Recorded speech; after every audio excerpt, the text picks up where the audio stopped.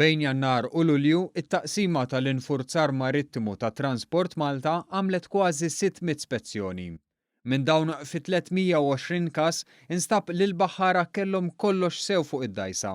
Mill-banda l-oħra 136 ingħataw twissija u 142 oħra ingħataw ċitazzjoni.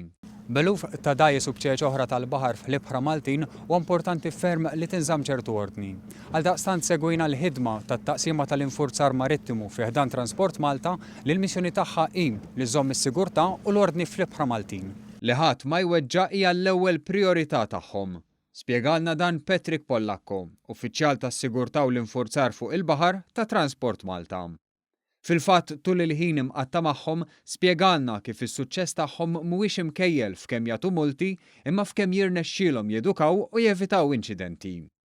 Xogħolhom jinkludi spezzjonijiet ta' rutina fuq dajjes kummerċjali biex ikun żgurat li għandhom il-liċenzji meħtieġa u li d-dajjes privati ikunu koperti b'reġistrazzjoni. Is-Sur Pollakko ma jonqosx li fejn meħtieġ jiċċekkja wkoll li d-dajsa tkun mamra bl-ekwipaġġament ta' sigurtà bħalma huma ġgieget tas-salvataġġ. Il-problema tal-veloċità eċċessiva jidher li mhux marbuta biss għas-sewwieqa tal-karozzi fit-toroq Maltin. Fil-fatt din hija wkoll l-ikbar problema fuq il-baħar, tant li sal-aħħar ta' Lulju inħarġu 169 twissija u ċitazzjoni. Spjegalna li r-regoli huma ċari li 200 metru mill-kosta u 300 metru mill-bajjiet bir-ramel wieħed ma jmurx lil hinn minn 10 mili nawtiċi fis-siegħa. Il-veloċitajiet massimi huma wkoll indikati minn bagji apposta li Transport Malta poġġiet biex tgħin lill-baħħara. Llum kulħadd jaf li mal-bajjiet inti trid tissuq b'mod prudenti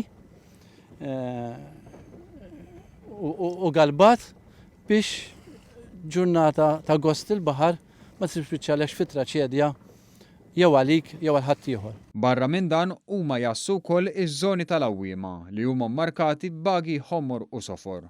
Dawn huma żoni fejn lanqas kenura bla magna ma tista' tintuża.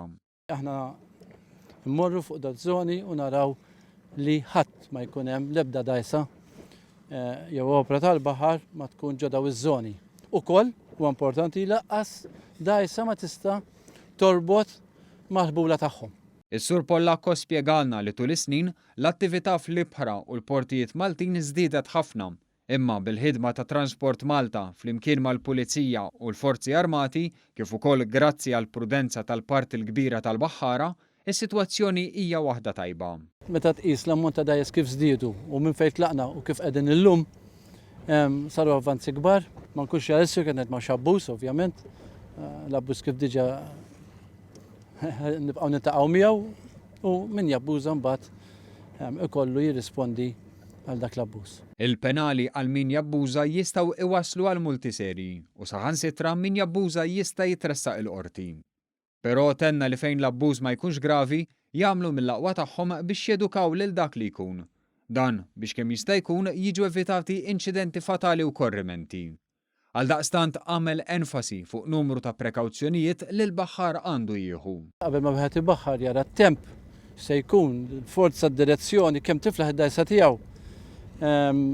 L-avviżi tal-baħħara, da importanti dawn l-avviżi li noħorġu ikun fija fejn sejjer u fejn sejjer ma jkunx hemm restrizzjonijiet. Għandek ilma biżżejjed, għandek fjuwil biżżejjed biex tiġi lura.